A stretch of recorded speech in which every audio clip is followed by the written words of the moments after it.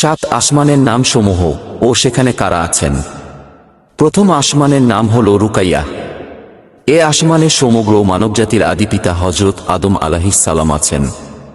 দ্বিতীয় আসমানের নাম হল ফায়দুম বা মাউন।